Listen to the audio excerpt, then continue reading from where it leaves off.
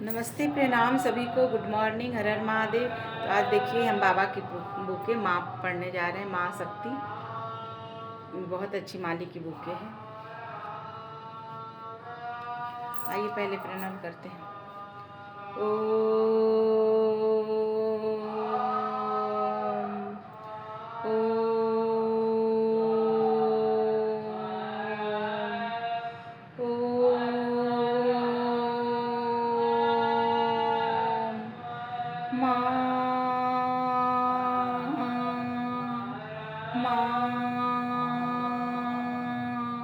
माँ क्रिंग क्रिंग क्रिंग। जय माँ गुरु, हर हर महादेव। माँ को प्रार्थना करने से पहले माँ शक्ति का हमने वो किया।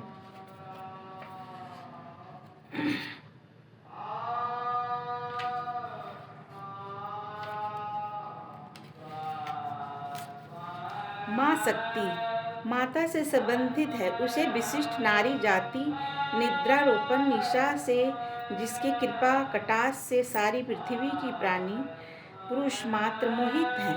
पुरुष जाति मात्र में जो दुर्बलता है उसे वह भाली भांति जानती है। इस पुस्तक के उद्धार करने वाली संस्था श्री सर्वेश्वरी समूह नारी की गरिमा को उजागर करती है। हम एक बात और आप लोग से कह देना चाहते हैं। सैव अवधूत सत्ता अवधूत, चाहे वैष्णव अवधूत हो, सभी को अधिष्ठात्री देवी शक्ति अघोरेश्वर के बोलचाल की भाषा में, जिसे हम कहेंगे बातचीत करना बानियों में, वह बानी इसमें है। शब्दमयी को प्रणाम करता हूँ। यदि सच पूछो कि सबसे क्या है, तो मैं कहूँगा कि वह जननी है। पिता या परिवार तो सर्वाधिक कठोरता के प्रतीक होते हैं। दूसरा, प्राणी जीवन क्षण भंगुर है, अतः सब प्रकार का मंगल प्रदान करने वाली माँ की आराधना कर, जिससे अपना मंगल करेंगे और अन्य को भी सत्कर्म में लगा सकेंगे। मैं उन माँ मन समेत सभी इंद्रियों की अधिष्ठात्री देवता हैं। वे हमारे अत्यंत निकट हैं, हमारे परम सहृदय एवं प्रिय हैं। यह रात्रि निशा ही माँ का स्वरूप है, जिसकी अधिकारी मैं माँ से प्रकाश का दर्शन होता है। माँ रात्रि रूपा है और सभी जीवों ने अपने गोद में लेकर सुलाती है और उन्हें नव चेतना प्रदान करती है। निशा है, उनको आते ही सब दीप जल उठते हैं। उषा उद्यमशील बनती है। मनुष्य ही नहीं, संसार के सभी थके प्राणियों को नव चेतना निशा देती है। यह रात्रि निशा ही माँ का स्वरूप है, जिसकी अंधियारी में से प्रकाश का दर्शन होता है। माँ रात्रि रूप है और सभी जीवों को अपनी गोद में लेकर सुलाती है और उन्हें नव चेतना प्रदान करती है। निशा है, उनके आते ही सब दीप जल उठते हैं। उषा उद्यमशील बनाती है। मनुष्य को नहीं, संसार के सभी के थके प्राणियों को नव चेतना निशा देती है। भगवती के चारों दिशाओं से प्रणाम कर। दिशा स्वरूप भी तो वही है। जो बिल्कुल अज्ञात है, उसे ज्ञात करना ही तो ललिता देवी की उपासना है। खोजे तो उसे जाता है जो अपने नहीं है, पाया उसे जाता है जो अपना है। आकृतिमयी तो माता ही है ना। आकृति में ही तो उस महान कृति को साधा जाता है। क्रिया को ही तो कृति कहते हैं। क्रिया प्राण का उद्गम स्थल है। 8वां, कर्म कृति देवी की उपासना है। 9वां, संसार की कर्मशाला में शक्ति से परे कुछ भी नहीं। विश्व के प्रत्येक कार्य शक्ति द्वारा ही होता है। 10वां, जिस शक्ति को मान्यता दिया, आदर दिया, सम्मान दिया, वह शक्तिमयी हो गया, वह श्रीमान हो गया और जिससे उसने अपनी छाया हटा लिया और जिससे वह छाया हटा लिया और वह बिल्कुल निष्कलंक रहते हुए भी कलंकित हो जाते हैं। उस पर हर एक तरह के हजारों अपराध की जुल्म दोष ढाते रहते हैं। शक्ति की आदि रूप सर्वेश्वरी है, जिसकी कृपा से सभी कुछ सुलभ है। सर्वेश्वरी एक शक्ति है जिसकी अस्तित्व कण कण में है। 13वां, जिस शक्ति को हम चिंतन कर रहे हैं वह कोई दूसरी बाहरी वस्तु नहीं है, वह हमारे और आपके बीच में है। हम शायद उसकी सही रूप को पहचान नहीं पाते हैं, या सही क्या है, उसकी सही पूजा क्या है, समझ नहीं पाते हैं। उसकी आराधना ये फल फूल धूप दीप नैवेद्य है तो यह हो ही नहीं सकता, क्योंकि वह यह तो सामग्री है, कोई देवता तो नहीं है। धूप और दीप और नैवेद्य आदि से तौलकर उसको मापदंड से उसको ले लिया जाए। बंधुओं, हमारा उत्तम पवित्र विचार, पवित्र भावनाएं और उस पत्रिकता को जो गुण है वह हमसे वंचित नहीं रह जाएगा। नहीं तो वह पवित्रता तो ढूंढते रहा है ढूंढ रहा है कि हम मिले प्राप्त करें। शक्ति को योगिनी कहते हैं। जब शक्ति प्राप्त हो जाती है तो पुरुष को योगिनी पद प्राप्त कर लेता है। मन और मनन विषय प्राणमयी परमेश्वरी नहीं है। यह अदृश्य देखा नहीं जाता, यह वाणी का विषय नहीं है, नहीं इसे कहा नहीं जाता। कानिका कैसा कैसा कैसा सच तो यही है। 16वां, प्रमाद से कहा वह उसी माया सानिध्य में है। साधना का चरम लक्ष्य पर पहुंची हुई कामच्छा की मंडली की सखी हो जाने वाली स्त्री की योगिनी की संज्ञा से संबोधित किया जाता है। वे ही इच्छा की कामना की पूरक होती हैं। बाबा, क्या स्त्री जाति को ही देवी कहते हैं? अरे नहीं, ब्राह्मण देवता शक्ति को, प्रतीक को देवी कहते हैं। जिस प्रकार शक्ति की कसौटी पर लोहा का महत्व आंका जाता है, ठीक उसी प्रकार देवी को देवी देने वाली होती है, दिलाने वाली होती है, और दिए दिलाने छीन लेने वाली होती है। उसे ही शक्ति कहते हैं। लोहा कहते हैं कि सोना की रक्षा करने वाला इस लोहा कहते हैं। महाभैरवी भक्तों को, उपासकों को भय हरने वाली पथ में मार्ग मैं सब प्रकार की उसकी रक्षा करने वाली हूँ। उन्हें योगिनी जीवन भी अपना उपास्य मानती हूँ। पृथ्वी, ब्रह्मांड, खप्पड़ और दिशाओं को भी बिल्कुल विलीन होने पर जब कुछ भी नहीं रहता है और तुम कुछ भी नहीं रहते हैं, तब वह महागौरी तांडव नृत्य करती रहती है, जिससे घ्रिंग घ्रिंग घ्रिंग ह्रिंग ह्रिंग ह्रिंग शब्द गूंजते रहते हैं। शक्ति चाहिए तो माँ का शरण ले। प्रत्येक प्राणी के लिए आवश्यक है कि वह अपने में शक्ति का संयम अवश्य करे।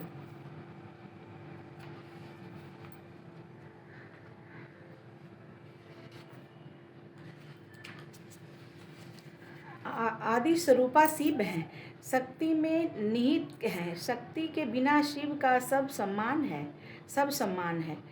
चराचर में प्राणी शक्ति के प्रतीक हैं। मनुष्य का जीवन भींगे कपड़े का समान है। जिस प्रकार भींगी धोती को धूप में फैलाते हैं तो उस पर ईंट आदि रख देते हैं ताकि कपड़ा उड़ न जाए, ठीक उसी प्रकार मनुष्य जीवन शक्ति रूपी है। शक्ति रूपी ईंट का रखना परम आवश्यक है, नहीं तो हमारा जीवन भींगे कपड़े की तरह उड़ जाएगा। माँ भगवती एक संगठन संगठन है। सभी देवताओं को, शक्तियों को माँ भगवती ने सन्निहित है। गंगा जिसको कहते हैं वे भी वही है। शहर में जितनी गंदगी है, अनेक नलियाँ मिलकर उद्धारक के रूप में पवित्र बनी हुई है। सिर्फ गंगोत्री ही उद्धारक नहीं हो सकती है, व्यक्ति को उद्धारक हो सकते हैं, किंतु सामाजिक उद्धार का वही नहीं हो सकती। जब तक शहर के सभी नालियाँ विस्तृत प्रवाहित होने के लिए जो तत्पर है उन्हें अपने में स्थान नहीं देते। यही अघोरनी शक्ति है। गंगोत्री का गंगा सबके हित सबके सुख के लिए नहीं हो सकता। इन सबको भी अपने में समाहित करना होगा ना। करेंगे तो ऊपर ही सूख जाएगी। वीरांगना गणित बनीता सभी को उद्धार के समावेश से ही वह गंगा हो सकती है। इन सबको समाहित का पूर्ण अघोर गंगा कहते हैं। इस आवश्यकता अनुसार माँ अपने शक्तियाँ संसार के सृजन पालन एवं संहार के लिए क्रमशः ब्रह्मा विष्णु एवं महेश में संक्रांत का ही अंत है। जीवन का प्रथम कर्तव्य है कि संगठन रूपी माँ भगवती उपासना का चित्र है। पहले आत्मतत्व के पहचाने। ज्ञान तत्व तो बात की वस्तु है। शक्ति ही परम तत्व है। अपने आत्म तत्व की शक्ति को पहचानने वाला ही परम तत्व की शक्ति को पहचान सकता है। आचमनी के पहले तत् सत कहते हैं। तत् यानी तत् सत्य। यदि सत्य वह तत्व है जो सत्य है, इस विरत शुद्धि कहते हैं। जीवन की एक महान पूजा है। जन्मदायिनी माता की पूजा लौकिक माता का ऋण परलौकिक माता का ऋण से अधिक है। समझना। जीवकारुणी की भगवती किसी रूप में सभी को जीविका बनी हुई है, पालन करने में अस्त व्यस्त है। सर्वेश्वरी अपनी पूर्वजों पितरों ऋषियों देवताओं को रीति को आदर करने को कहता है। इसके अभाव में अपनी संस्कृति और अपनी सभ्यता विलीन होने की संभावना है। सर्वेश्वरी पिंड दान करने को नहीं कहती, पुण्य दान करने को कहती है। जय रीत। यह महाकाली महालक्ष्मी महासरस्वती जिनकी हम उपासना करते वह त्रिगुणात्मक शक्ति है। वह शक्ति जो हम लोगों को जीवन में यानी मनुष्य को जीवन में सदैव और सब काल में सब जगह एक सा नहीं ढल पाती। और यह कारण है हम बार बार चिंतन करना मनन करना और बार बार उसे अध्ययन करना और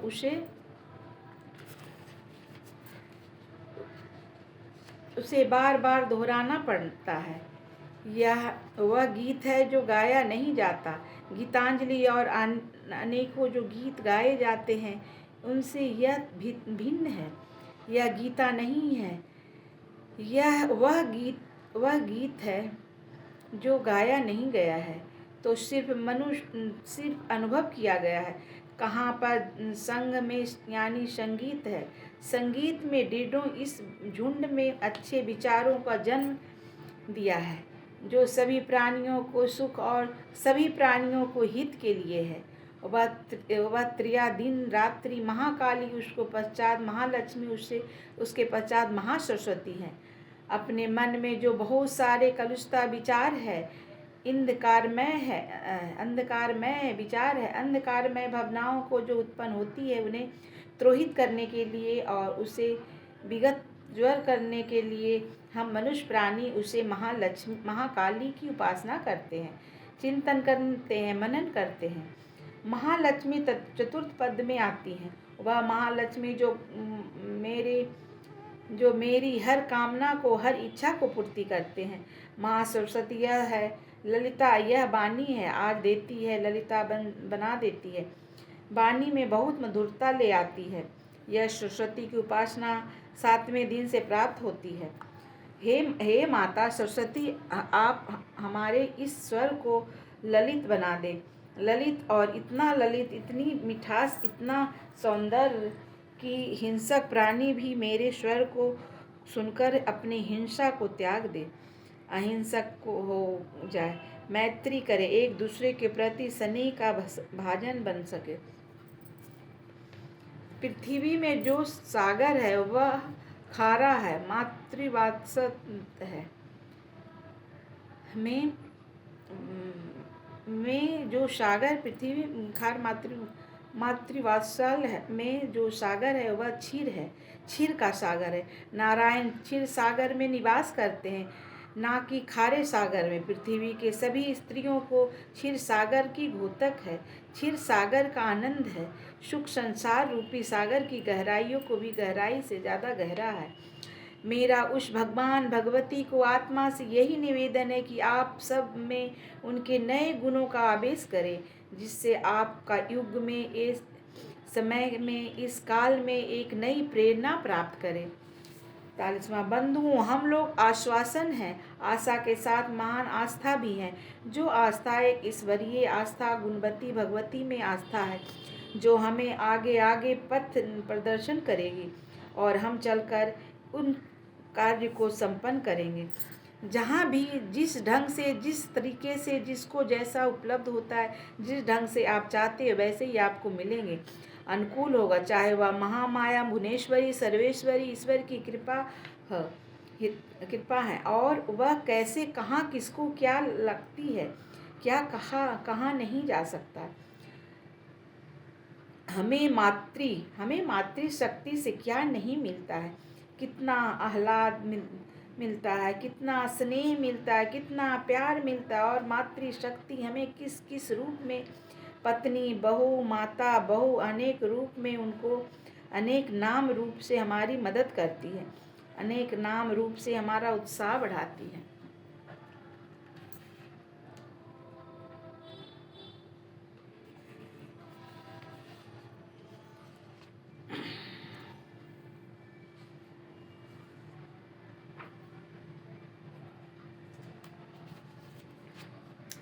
अनेक रूप में से वह हमको अच्छे शक्ति की संचालन करती है।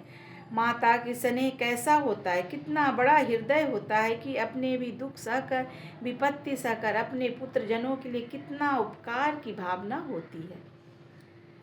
वही वही तो भगवती का स्वरूप है। उनको शक्तिशाली, उनको शक उनको उनके शक्तियाँ को रूप एक ही शक्ति नाना प्रकार का देश काल समय पात्र को भिन्नता के कारण यह भिन्न भिन्न सी समझी जाती है, मगर ऐसा ही नहीं। वह एक ही शक्ति है।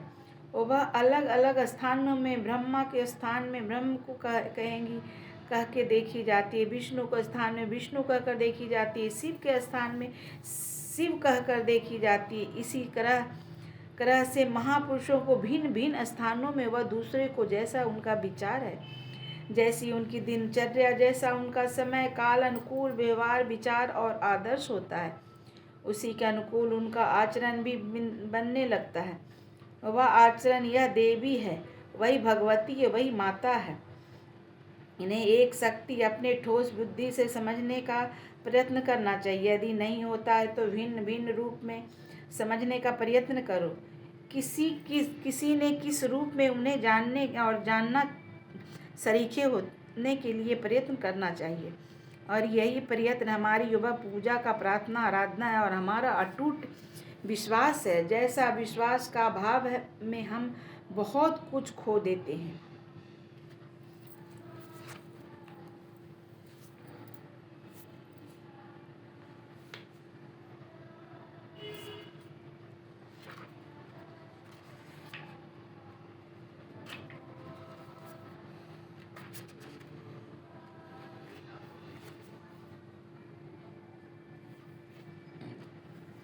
चलिए फिर मिलेंगे अब अगले में।